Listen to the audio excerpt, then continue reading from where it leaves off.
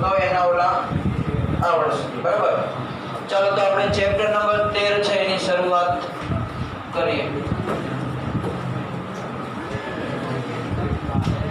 Amine સંયોજનો। ચાલો હવે અહીંયા ધ્યાન પહેલેથી જોતા જઈએ છીએ, જરૂર છે એટલી જ વસ્તુ, વધારાની વસ્તુ આપણે ભણવી પણ નથી કે જે આગળ આપણના એમસીક્યુ છે એને સોલ્વ કરવા માટે જરૂર પડશે।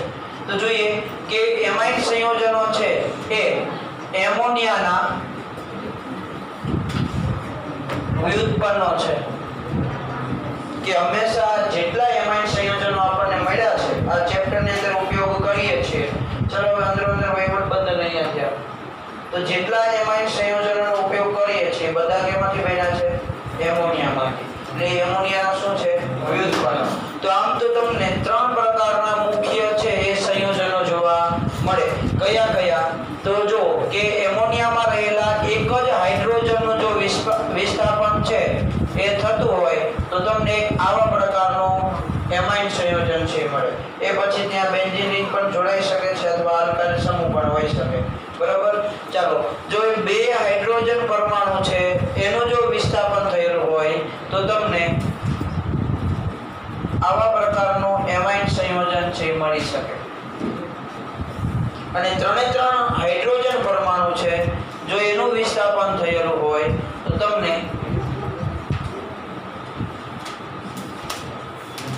આવા 3 પ્રકારના તમને એમાઇન સંયોજન છે જોવા મળશે બરાબર, કે જે હાઇડ્રોજન પરમાણુના વિસ્થાપન ઉપર આધાર રાખે છે। સૌથી અલગ ઇલેક્ટ્રોન રચના પણ આમાં જોવા મળશે, કારણ કે અત્યાર સુધીમાં આપણે જે આઈયુપીએસસી નામકરણ કે અત્યાર સુધીમાં જે આપણે આઈયુપીએસસી નામકરણ જે ભણ્યા છે એની અંદર તો આપણે 1 2 3 4 એવા નંબર સાથેના આઈયુપીએસસી નામકરણ ભણ્યા છે। હાલ જે આગળ આવશે એમાઇન સંયોજન માટે એમાં n શબ્દનો ઉપયોગ થશે।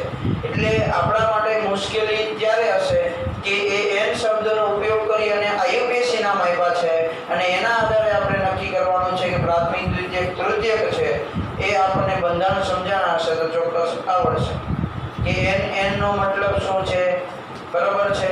ક્યારે n મિથાઇલ, ક્યારે n ઇથાઇલ પ્રોપેન એમાઇન આવે ત્યારે કેવું બંધારણ દોરવું અથવા એને કેવા પ્રકારના એમાઇન સંયોજનની અંદર વર્ગીકૃત કરી શકાય, કારણ કે બધી પ્રક્રિયાઓ છે એમાં કોઈ ચોક્કસ પ્રકારના એમાઇન સંયોજન બને છે અથવા કોઈ ચોક્કસ પ્રકારના એમાઇન સંયોજનો જ એમાં પ્રક્રિયા આપે છે। એટલે નામવાળી પ્રક્રિયાની વાત કરીએ તો શરૂઆતથી જ જોવા જાવ તો એમોનોલિસિસ થી સ્ટાર્ટ થાય કે એમોનોલિસિસની પ્રક્રિયા છે, પછી થેલેમાઇડ સાથેની પ્રક્રિયા છે, પછી હોફમેન પ્રક્રિયા, કાર્બન એમાઇન કસોટી છે બરાબર, પછી હિન્સબર્ગ પ્રક્રિયક સાથેની પ્રક્રિયા। તો આવી બધી નામવાળી પ્રક્રિયાઓમાં કંઈક ને કંઈક એમસીક્યુ તમને મળી રહેશે।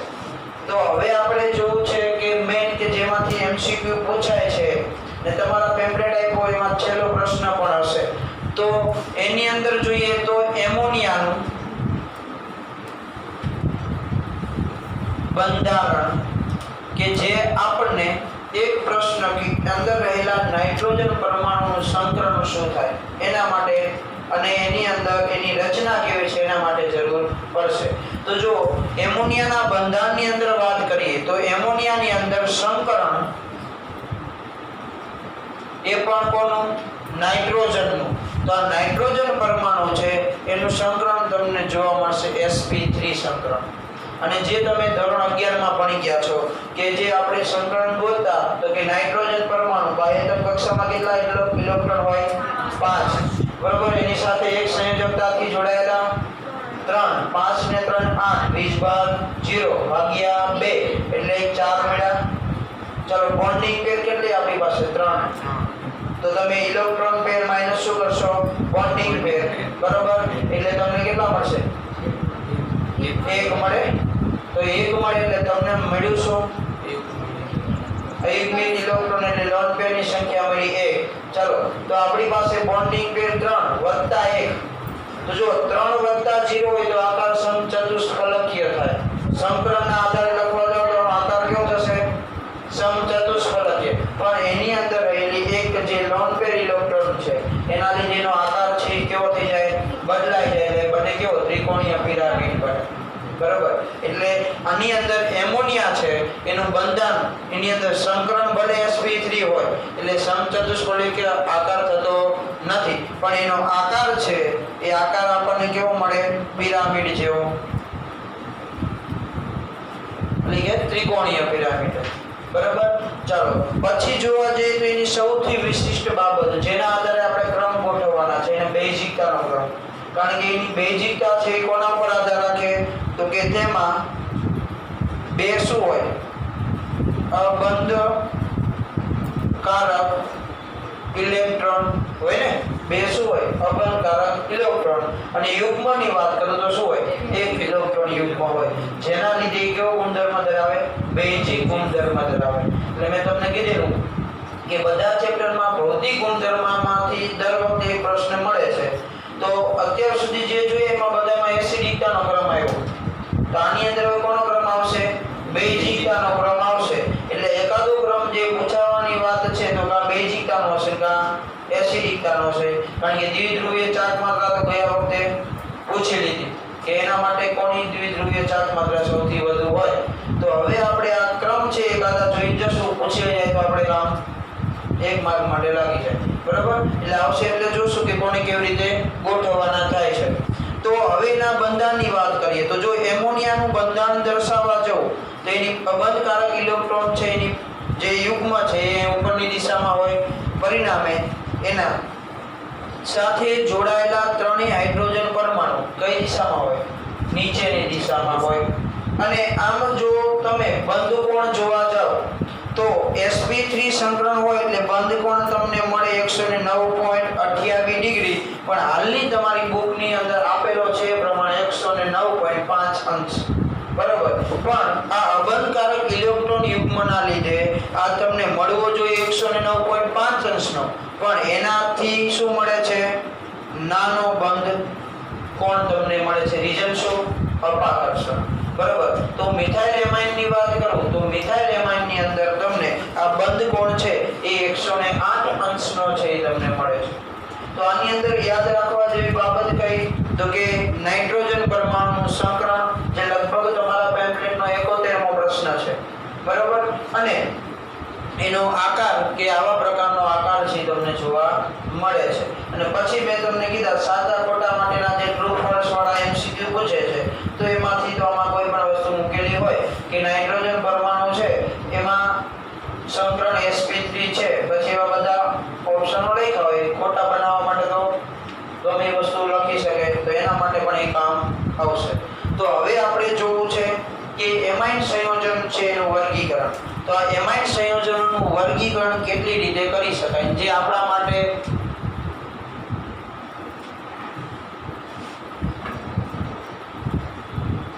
એક માર્કનો પ્રશ્ન છે કે જે તમને જો બોર્ડની વાત કરું તો તમને 4 ઓપ્શન હશે, પણ સાદી સિમ્પલ રીતે નહીં પૂછ્યો હોય કે તમને બધાના બંધારણ દોરીને નહીં આપ્યા હોય. શું હશે?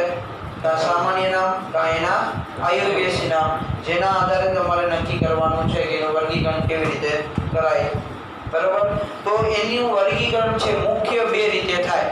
એટલે આપણે મુખ્ય બે પ્રકારની વાત કરીએ તો એક કયો છે? આલ્કાઇલ એમાઇન, અથવા એને બીજા કયા નામથી ઓળખાય તો કે એલિફેટિક એમાઇન. અને બીજા નંબરનું વર્ગીકરણની વાત કરીએ તો એરાઇલ એમાઇન અને અથવા એરોમેટિક એમાઇન. તો આ બે રીતે આપણે એને મુખ્ય છે એ વર્ગીકૃત કરી શકીએ છે.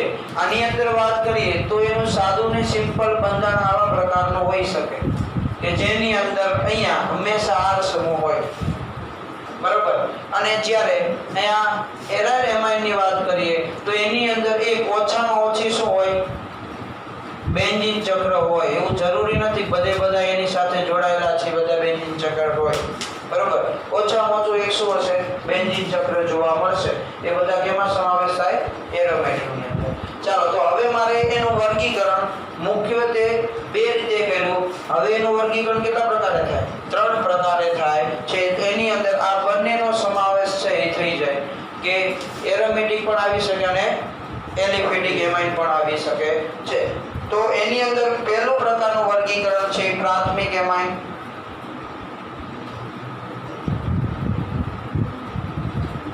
તો આ પ્રાથમિક એમાઇન. બીજા નંબરનું વર્ગીકરણ છે દ્વિતીયક એમાઇન. અને ત્રીજા પ્રકારનું વર્ગીકરણ તૃતીયક એમાઇન. તો આપણે આ ત્રણ પ્રકારે એના વર્ગીકરણ કરી શકીએ છીએ. તો જેની અંદર આપણે આગળના જેટલા ચેપ્ટરની અંદર વર્ગીકરણ પ્રાથમિક, દ્વિતીયક અને તૃતીયકના કર્યા એ જ પ્રકારે આમાં આગળ ચાલશે. તો જોઈએ પ્રાથમિક કોને કહેવાય? તો જો CH3 CH2 આ NH2 આપેલો છે. તો નાઇટ્રોજન પરમાણુ બીજા એક કાર્બન પરમાણુ સાથે જોડાયેલો હોય તો એને શું કહેવાય? પ્રાથમિક એમાઇન કહેવાય. અને જો એરોમેટિક માટે વાત કરીએ તો નાઇટ્રોજન પરમાણુ એ બીજા એક કાર્બન પરમાણુ સાથે પણ કેવા બેન્ઝીન ચક્રના, બરોબર, કે જેની સાથે જોડાયેલો હોય તેને પ્રાથમિક એરોમેટિક એમાઇન કહેવાય. એવી જ રીતે દ્વિતીયક માટેની વાત કરીએ તો જો દ્વિતીયકની અંદર નાઇટ્રોજન પરમાણુ છે એ બીજા કેટલા કાર્બન પરમાણુ સાથે? બે કાર્બન પરમાણુ સાથે જોડાયેલો હોય તો એને શું કહેવાય? દ્વિતીયક એમાઇન તરીકે ઓળખાય છે. અને એરોમેટિકની વાત કરીએ તો એક ફરજિયાત કોની સાથે? બેન્ઝીન ચક્રના કાર્બન સાથે. એટલે કુલ એ કેટલા કાર્બન સાથે? તો કે બે કાર્બન સાથે જોડાયેલો હોય તો એનો સમાવેશ એરોમેટિકની અંદર આપણે કરશું. ચાલો ત્રીજા નંબરની વાત કરીએ તો CH3N CH3 અહીંયા આપણે મૂકીએ CH3. તો નાઇટ્રોજન પરમાણુ બીજા કેટલા સાથે? ત્રણ છે. એની સાથે જો જોડાયેલો હોય તો એને શું કહેવાય? એટલે કે ત્રણ કાર્બન પરમાણુ સાથે, એટલે કે તૃતીયક એમાઇન કહેવાય. અને જો એ બેન્ઝીન ચક્રના એક કાર્બન સાથે અને બાકી બીજા બે કાર્બન સાથે જોડાયેલો હોય તો એનો સમાવેશ કેમાં થાય? તૃતીયકની અંદર થાય, પણ કેવો? એરોમેટિક. તો પ્રાથમિક, દ્વિતીયક અને તૃતીયકની અંદર વર્ગીકરણ કરતા આવડે. તો જો તમારા બુક છે એના અંદર તમે જો કે તમને લખાણ સંબંધિત પ્રશ્ન આપેલો છે 13.1. હવે જો આપણે પ્રાથમિક, દ્વિતીયક અને તૃતીયક સૌથી વધારે માથાકૂટ હતી કે એમાં આગળના ચેપ્ટર તમે અહીંયા મેં ત્રણેય પ્રકારે વર્ગીકરણ લખ્યા તો એમાં એક વસ્તુ તમે નોટ ડાઉન કરી હોય તો જો જે પ્રાથમિક હતો ને એમાં બે હાઇડ્રોજન જોડાયેલા હતા, બરોબર ને? દ્વિતીયકમાં એક હાઇડ્રોજન જોડાયેલો હતો, તૃતીયકમાં એકય હતો અને નાઇટ્રોજન સાથે. તો તમારામાં વધારે માથાકૂટમાં પડવાની કાંઈ જરૂર નથી. જ્યારે બંધારણ આપ્યા હોય ત્યારની વાત છે, નામકરણ હોય ત્યારે વાત અલગ છે. તમને જ્યાં NH2 દેખાય છે બંધારણનો મતલબ શું સમજવાનો? પ્રાથમિક છે. જ્યાં NH દેખાય એનો મતલબ શું સમજવાનો? દ્વિતીયક છે. અને જ્યાં ખાલી નાઇટ્રોજન દેખાય એનો મતલબ શું સમજવો? તૃતીયક છે. થઈ ગયા? બધાને આન્સર મળી ગયા? ઓકે. ચાલો હવે સૌથી ઇમ્પોર્ટન્ટ વસ્તુ આખા ચેપ્ટર માટે કે એના સામાન્ય નામકરણ.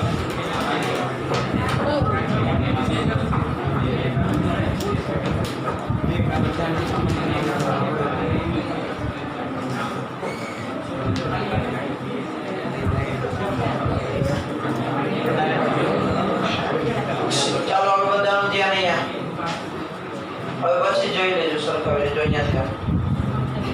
ચાલો હવે આપણે જે પ્રાથમિક, દ્વિતીયક અને તૃતીયક એમાઇન છે એના સામાન્ય નામકરણ છે આપણે જોવા છે કે ભાઈ કોનું નામ સામાન્ય નામકરણ કઈ રીતે લખી શકાય. તો સૌપ્રથમ આપણે જોઈએ પ્રાથમિક એમાઇન સંયોજન છે એ પ્રાથમિક એમાઇન માટે. તો જો આની અંદર હંમેશા યાદ શું રાખીશું પ્રાથમિક એમાઇન માટે? તો કે આલ્કાઇલ સમૂહ છે એ આલ્કાઇલનું નામ લખ્યા પછી પાછળ પ્રત્યય તરીકે શું જોડવામાં આવે? એમાઇન પ્રત્યય છે જોડવામાં આવે છે. તો આપણે ઉદાહરણ છે જોતા જઈએ તો કે અહીંયા CH3 CH2 NH2. ચલો મારે આનું સામાન્ય નામ લખવું છે તો શું લખાય? Ethyl amine. ચલો બીજું ઉદાહરણ લખીએ તો બીજું ઉદાહરણ તમને આવું આપેલું છે CH3 CH2 CH2 NH2. ચલો N પ્રોપાઇલ એમાઇન, ખાલી પ્રોપાઇલ એમાઇન લખ્યું, બરોબર?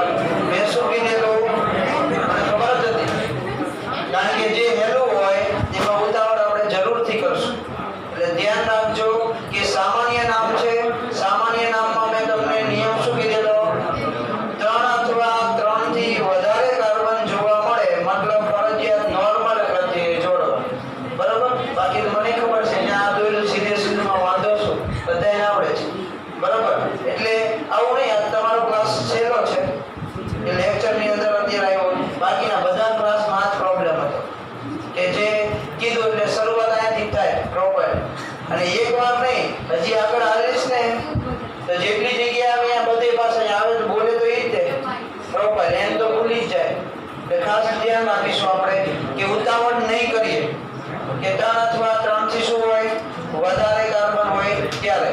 ચાલો આનું સામાન્ય નામ શું થાય? N propyl amine. ચાલો બીજું બંધારણ છે દર્શાવાય છે. તો અહીંયા તમને આવા પ્રકારનું બંધારણ છે આપેલું છે. ચાલો તો જો જે નિયમો આગળ મેં કીધેલો કે જે 10મા ચેપ્ટરમાં મેં સમજાવ્યા છે એ જ બધે લાગુ પડે. ચાલો આ શું કહેવાય? પહેલો, બીજો, ત્રીજો, છેલ્લેથી બીજા કાર્બન સાથે CH3. બરાબર? એટલે આને શું કહેવાય? Isopropylamine. Sorry, isobutyl. Propyl કોણે કીધું?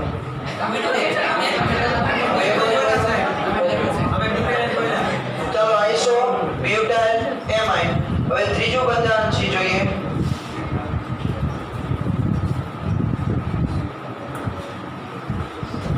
ચાલો આવા પ્રકારનું બંધારણ છે આપણને આપેલું છે. શું લખશું? Iso propyl amine. કારણ કે જો છેલ્લેથી આમાં પણ જોવા જાવ તો બીજા કાર્બન ઉપર શું આવે? CH3 સમૂહ. એટલે આનું પણ નામ શું લખાય? Iso propyl amine. તો જો પ્રાથમિક એમાઇન સંયોજન હોય ત્યારે ખાસ NH2 સમૂહ છે હોય આખો, એમાં હાઇડ્રોજન ઓછા હોય નહીં. અને એના તમે સામાન્ય નામકરણની અંદર જે આગળ શીખ્યા છો એવી જ રીતે આઇસો દ્વિતીયક પણ હોઈ શકે, બરાબર, તૃતીયક હોઈ શકે અથવા નિયો પણ આવી શકે છે. એટલે એના પ્રમાણે આપણે એના સામાન્ય નામકરણ છે કરવાના છે. હવે જોઈએ આપણે દ્વિતીયક એમાઇન સંયોજન છે એના માટે.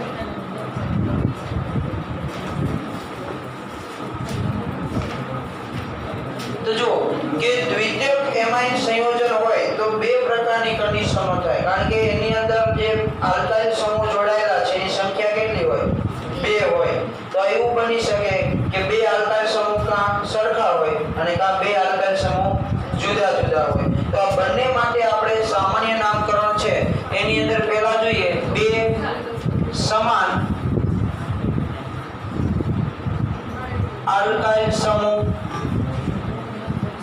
જો હોય તો એના આપણે સામાન્ય નામકરણ છે કઈ રીતે કરીએ. તો દાખલા તરીકે તમને આવા પ્રકારનું સંયોજન આપેલું છે અને બીજા નંબરનું ઉદાહરણ છે લખીએ.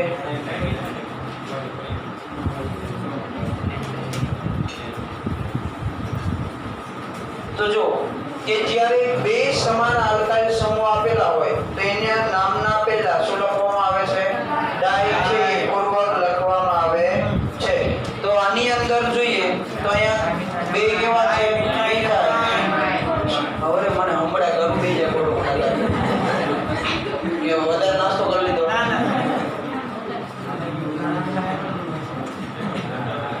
જોશ હોવો જરૂરી, પણ જોશમાં ક્યારેક ભૂલ થઈ જાય અને પછી મોંઘો પડે. ચલો ડાઈ મિથાઇલ અને અહીંયા શું લખવાનું? એમાઇન. ચાલો આનું આપણે સામાન્ય નામકરણ લખવું છે તો ડાઈ આગળ શું લખવાનું? Normal propyl amine. રેડી? તો હવે આપણે જોઈએ કે જો તમને જે બે આલ્કાઇલ સમૂહ આપેલા છે એ બંને આલ્કાઇલ સમૂહ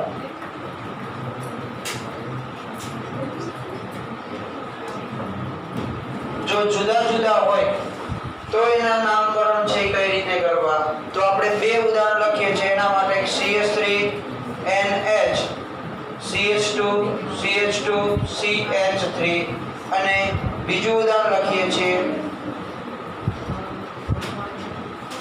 ચાલો તો જો જ્યારે આવી રીતના તમને બંને આલ્કાઇલ સમૂહ જુદા જુદા આપ્યા હોય તો એના આલ્કાઇલ નામ ના અંગ્રેજી મૂળાક્ષર પ્રમાણે જેનો ક્રમ પહેલા આવતો હોય એનું પહેલા નામ લખી અને બંનેના નામ લખ્યા પછી શું લખવામાં આવે? એમાઇન પ્રત્યય છે જોડવામાં આવે છે. તો આનું મારે નામકરણ કરવું છે તો આપણી પાસે બે આલ્કાઇલ સમૂહ છે, એક મિથાઇલ અને એક પ્રોપાઇલ. તો આનું નામ શું થાય? એમ પેલા આવે કે પી એમ, તો શું લખવાનું? મિથાઇલ પછી એન પ્રોપાઇલ, ખાલી પ્રોપાઇલ નહીં, એન પ્રોપાઇલ અને પછી શું આવે? એમાઇન. ચાલો એવી જ રીતે આના માટે પહેલા ઇથાઇલ પછી મિથાઇલ અને પછી એમાઇન. તો આવી રીતે તમને જે દ્વિતીયક એમાઇન સંયોજન છે એમાં બે પ્રકારના તમને બંધારણ જોવા મળશે, એક સરખા અને બંને જુદા. ચાલો હવે તૃતીયક એમાઇન માટે જોવા જઈએ તો તમને ત્રણ કન્ડિશનો જોવા મળે. કઈ કઈ ત્રણ કન્ડિશનો? તો કે પહેલા તો ત્રણે ત્રણ સરખા, બીજી કન્ડિશન ત્રણમાંથી કોઈ બે સરખા હોય અને ત્રીજી કન્ડિશન ત્રણે ત્રણ જુદા. આની સિવાય એકેય કન્ડિશન તમને જોવા મળે નહીં. તો એ ત્રણ વખતે આપણે કેવી રીતે નામકરણ કરશું એ જોઈએ. તો તૃતીયક એમાઇન માટે તો જો તૃતીયક એમાઇન સંયોજન છે એની અંદર પહેલી કન્ડિશન છે જોઈએ કે ત્રણ કેવા સમાન આર, એટલે કે આલ્કાઇલ સમૂહ ત્રણે ત્રણ કેવા હોય? સરખા હોય. ત્યારે તો જો કે આનું બંધારણ છે આપણે આવી રીતે દર્શાવી દઈએ.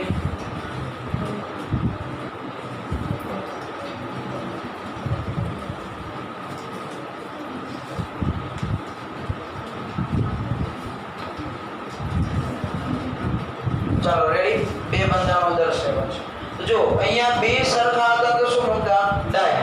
તો અહીંયા ત્રણે ત્રણ સમાન હોય તો શું મૂકવું પડે? ડાય. તો જો અહીંયા આપણી પાસે જે મિથાઇલ સમૂહ છે કેવા?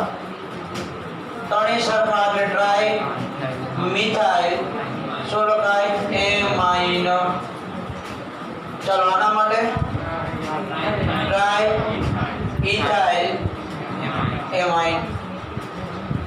તો જો ત્રણેય સમાન તો ટ્રાય શબ્દનો ઉપયોગ કરશું. હવે એવું જોઈએ કે બે આલ્કાઇલ સમૂહ સમાન હોય ત્યારે એનું સામાન્ય નામકરણ છે કઈ રીતે? એટલે બે આર સમૂહ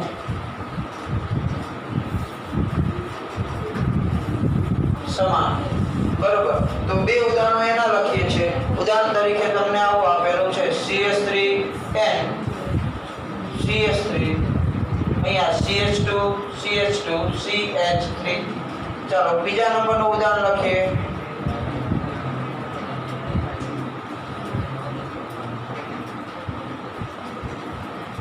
ચાલો આ બંનેના મારે નામકરણ કરવા છે. તો જો આની અંદર બે સમાન સમૂહ હોય તો મિથાઇલ સમૂહ, બરોબર. હવે ખાસ ધ્યાન આપજો જે કહું છે છેલ્લે બેન્ચ, પછી કઈ ખબર નહીં પડે શું થયું.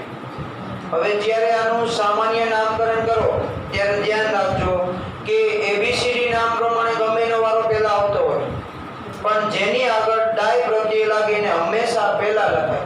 એ પછી મિથાઇલ હોય તો ભલે અને ઇથાઇલ હોય તો ભલે. એટલે આની અંદર ભલે તમે અહીંયા જોવા જાવ, કદાચ અમે બંધારણ દર્શાવ્યું છે, આની અંદર હું આવી રીતે લખું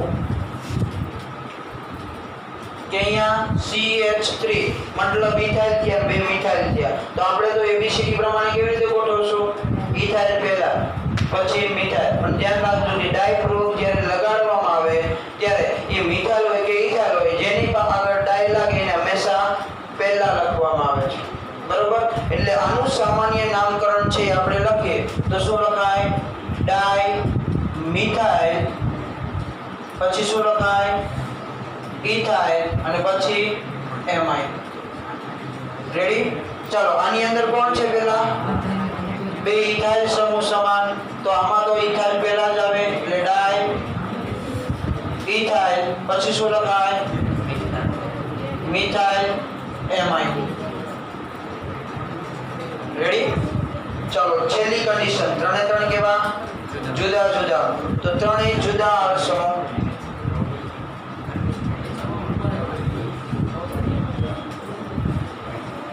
બરોબર. તો જો ત્રણે ત્રણ આર સમૂહ જુદા હોય તો એવું ઉદાહરણ લખીએ કે તમને આવા પ્રકારનું ઉદાહરણ છે આપેલું છે. ચાલો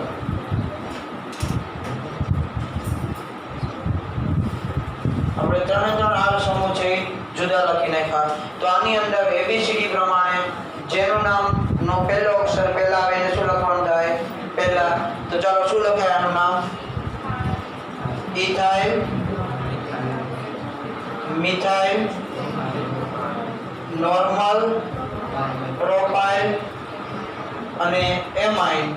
ને તમારી બુકની પ્રમાણે વાત કરું તો ક્યારેક સામાન્ય નામની અંદર પણ એન શબ્દનો ઉપયોગ કરે છે. એટલે કોષ્ટકની અંદર કદાચ તમને છેલ્લું એવું કંઈક બંધારણ આપ્યું છે કે જેની અંદર તમે સામાન્ય નામ અને આયુપીએસી નામ બંનેમાં જોશો તો બંનેની અંદર એન શબ્દનો ઉપયોગ કરેલો જોવા મળશે. પણ ત્યાં બેન્ઝીન હશે તો બેન્ઝેમાઇનની જગ્યાએ એનિલિન લખેલું હશે. સામાન્ય નામ હશે અહીંયા શું લખ્યું હશે? એનિલિન લખ્યું હશે. અને જ્યાં આયુપીએસી નામ છે ત્યાં શું લખેલું હશે? બેન્ઝેમાઇન. બરોબર? તો તમે એન શબ્દનો ઉપયોગ કરી શકો પણ બેન્ઝીન ચક્ર હોય ત્યારે એનિલિન લખવાનું અને ઓલામાં બેન્ઝેમાઇન. એટલે એક છેલ્લું ઉદાહરણ તમને એવું આપેલું હશે. તો આ હતા એના સામાન્ય નામ. હવે આપણે જોવા છે એના આયુપીએસી નામના નિયમો ને જેના આધારે આપણે નક્કી કરશું કે કેટલી વાર એન અને કોની આગળ એન જોડો અને કોની આગળ એન ન જોડો.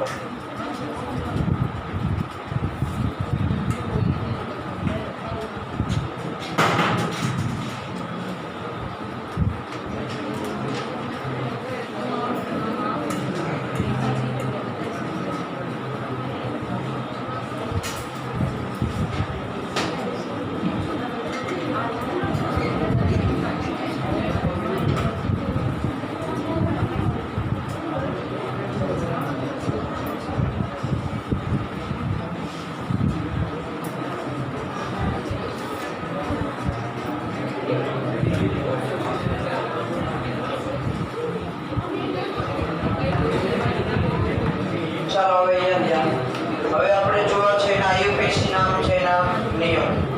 તો જો સૌપ્રથમ વાત કરીએ પ્રાથમિક એમાઇન સંયોજન હોય એના આયુપીએસી નામ.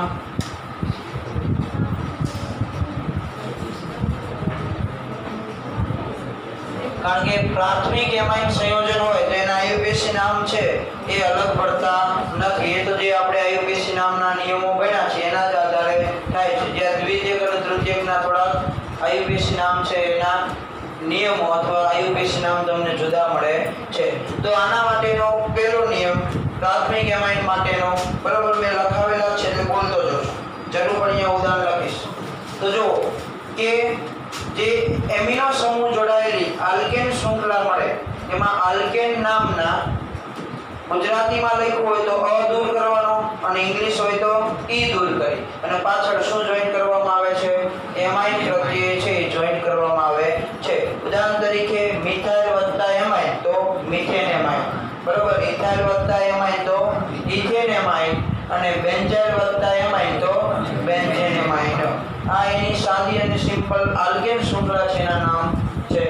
હવે એવું જોવા જઈએ કે એમાઇન સંયોજન એટલે એમિનો સમૂહ NH2 જો એની અંદર એ જે કાર્બન એટલે કે આલ્કાઇલ શૃંખલા સાથે જોડાયેલો છે એની સંખ્યા 3 અથવા 3 થી વધારે કાર્બન ધરાવતા હોય તો એની અંદર એમિનો સમૂહનું સ્થાન દર્શાવતો લઘુ ગુણાંક છે એ એમિનો પ્રત્યય પહેલા લખવામાં આવે છે. એટલે આપણે મેં ઉદાહરણ તેમને લખાવેલું છે 3 કાર્બન અને NH2 જોડાયેલો છે તો શું આવે? પ્રોપાન પ્રોપેન 1 એમાઇન. જો એ બીજા નંબરના સ્થાન ઉપર હોય તો પ્રોપેન 2 એમાઇન. આવા પ્રકારનું તમે બંધારણ છે સામાન્ય રીતે લખી શકો છો. હવે વાત થઈ કે એમિનો સમૂહની સંખ્યા જો 2 3 4 કે 5 હોય તો એના જે નામ છે એની પહેલા ડાય ટ્રાય અને ટેટ્રા જેવા પૂર્વકો લગાડવામાં આવે છે. તો એવા 2-3 ઉદાહરણો છે અહીંયા હું લખું છું કે જે તમે આગળ એકાદા ચેપ્ટરમાં ક્યાંક ભણી ગયેલા છો. ભણી ગયા છો ને? આ ચેપ્ટર સિવાય ક્યાં આવ્યા?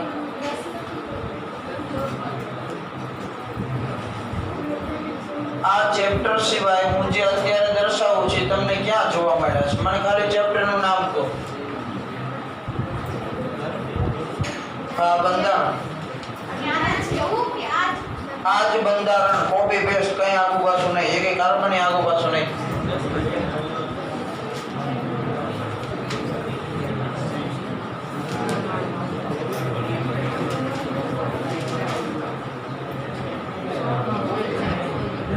દસમા ધોરણમાં લે પરીક્ષા પેપર આપી દીધું ખાલી એટલું જવાબ નહીં લખવાનો, કયા પાઠનો આ પ્રશ્ન છે અને પાઠનું નામ લખવાનું. આ એના જેવું તમને કહું છું. આ બંધારણ તમે ઉપયોગી કર્યો છે, તમને ખબર છે, ખાલી મને કયો કે આ ક્યાં આવી ગયા છે.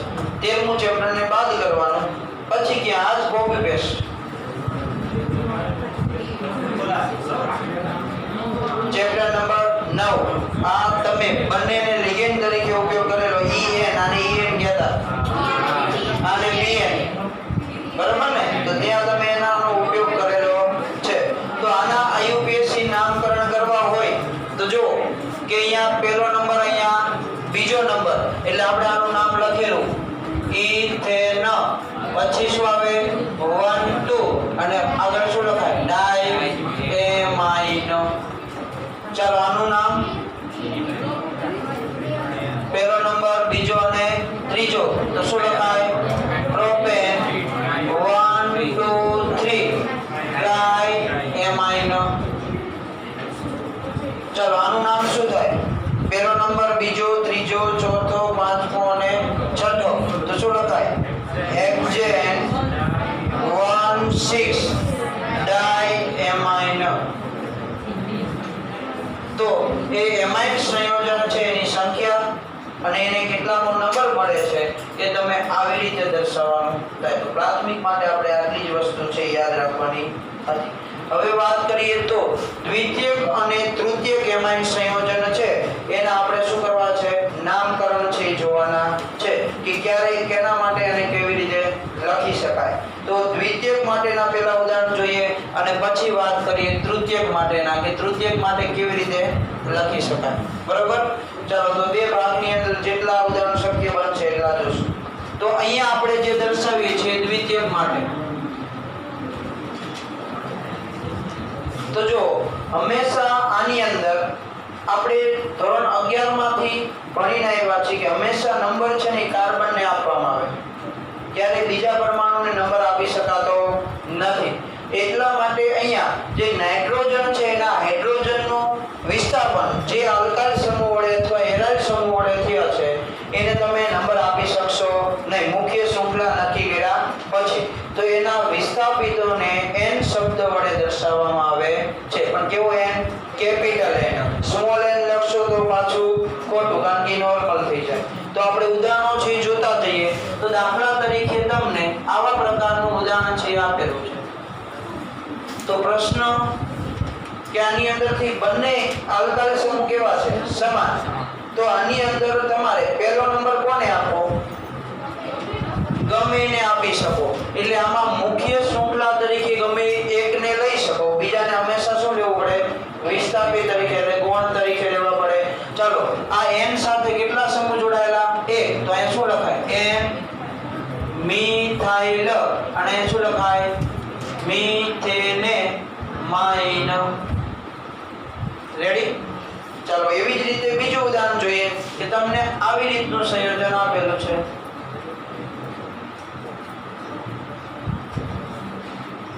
તો જો અહીંયા એવું ન લખાય પછી ડાઈ ઇથાઇલ એમાઇન. બરોબર? એ સામાન્ય નામકરણ થઈ ગયું.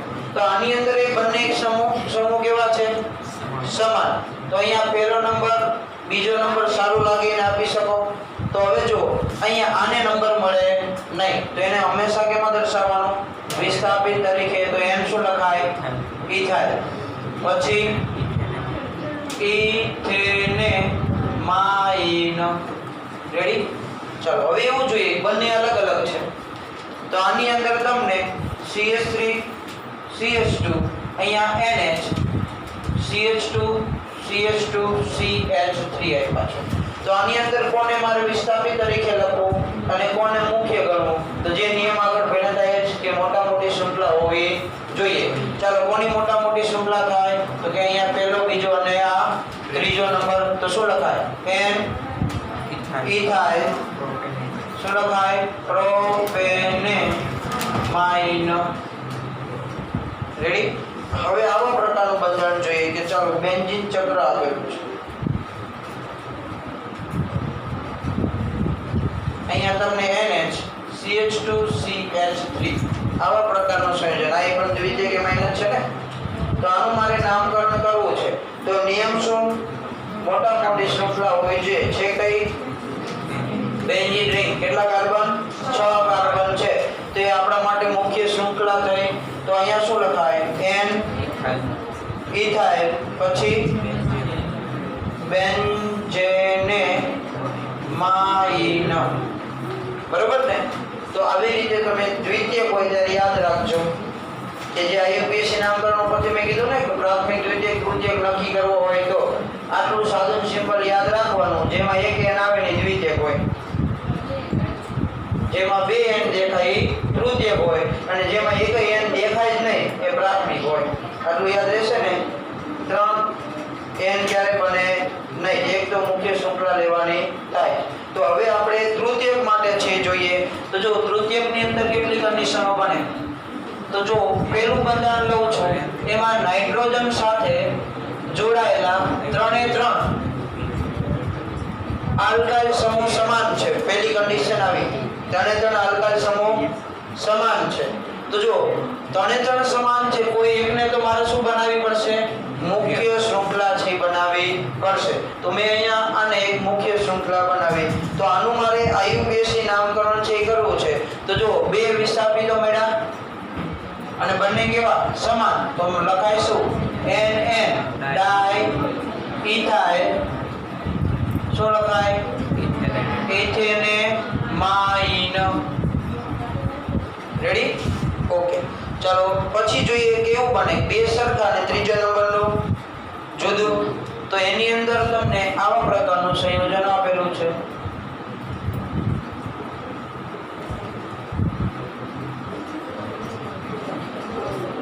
તો આપણે આમાં કંઈ જોવાનું છે નહીં કે જે મોટી શૃંખલા છે એને જ આપણે શું કરશું નંબર આપશું તો આની અંદર મોટી શૃંખલા છે એ કોણ છે ઇથેન વાળી તો શું લખાય NN શું લખાય ડાઈ મિથાઇલ ઇથેનેમાઇન ચલો એવું બને જે મોટી શૃંખલા છે બરોબર છે એ તમને બે સમાન આપી છે અને એની સિવાય એક નાની શૃંખલા આપી છે તો શું કરશું તો આવા પ્રકારનું સંયોજન ચાલો આપેલું છે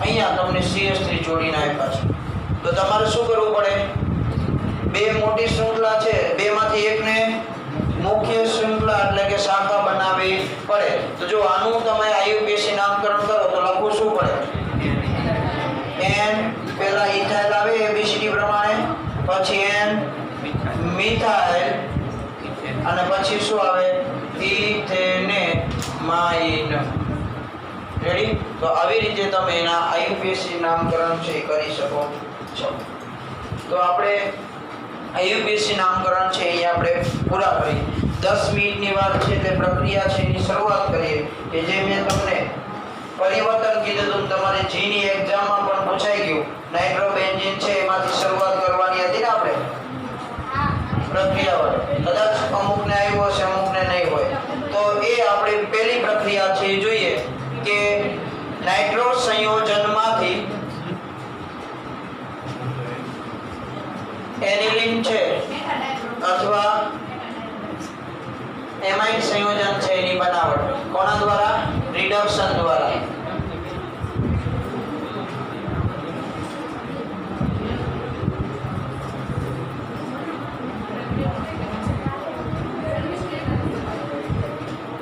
જો 3 પ્રકારે નાઇટ્રો સંયોજન છે એનું રિડક્શન તમે દર્શાવી શકો છો તમને જે વખતે જે પ્રક્રિયા યાદ આવે બરોબર તો અહીંયા નાઇટ્રો સંયોજનનું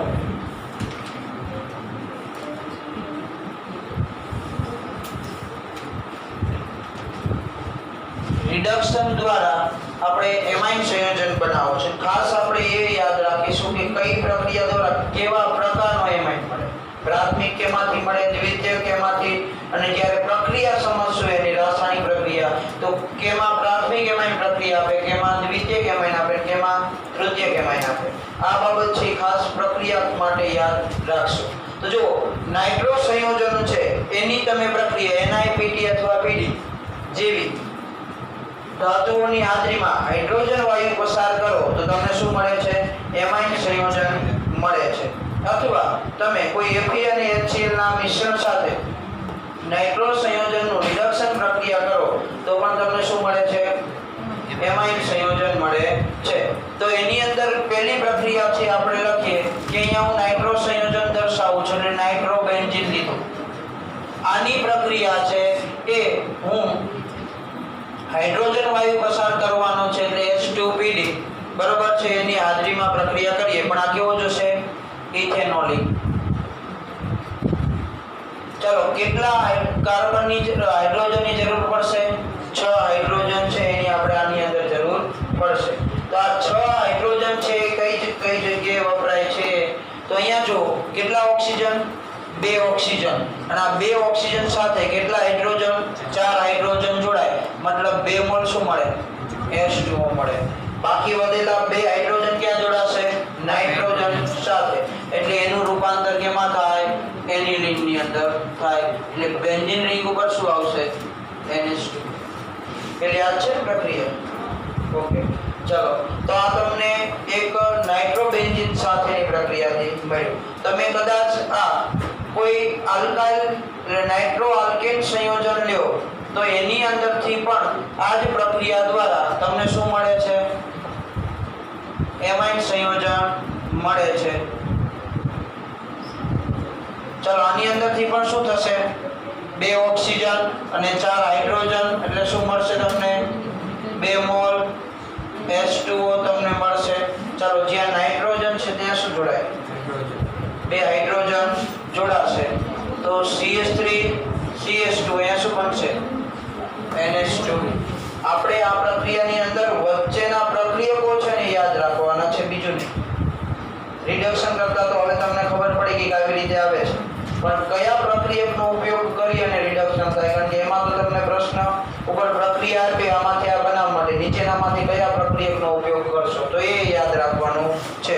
તો જો હવે પછીનું ત્રીજું રિડક્શન કરતા પદાર્થ છે એની વાત કરીએ તો નાઇટ્રો સંયોજન છે અને એની પ્રક્રિયા તમે Fe HCl અથવા SN HCl ની હાજરીમાં પ્રક્રિયા કરો તો એનું રૂપાંતર રિડક્શન થઈ અને કેમાં થાય છે?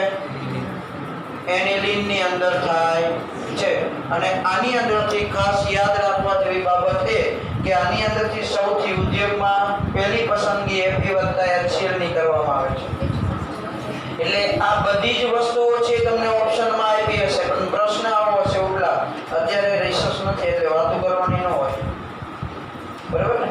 અહીંયા ધ્યાન રિસર્ચમાં આવે તો અહીંયા Fe HCl એ પ્રક્રિયાને સૌથી પહેલા અગ્રિમતા આપવામાં આવે છે. રીઝન શું? પ્રશ્ન તમને એવો પૂછી શકે નીચેનામાંથી નાઇટ્રોબેન્ઝીનનું રિડક્શન સૌથી ઝડપથી અથવા કઈ પ્રક્રિયાનો ઉપયોગ કરી અને સરળતાથી થાય અથવા પહેલી પસંદગી કરવામાં આવે છે.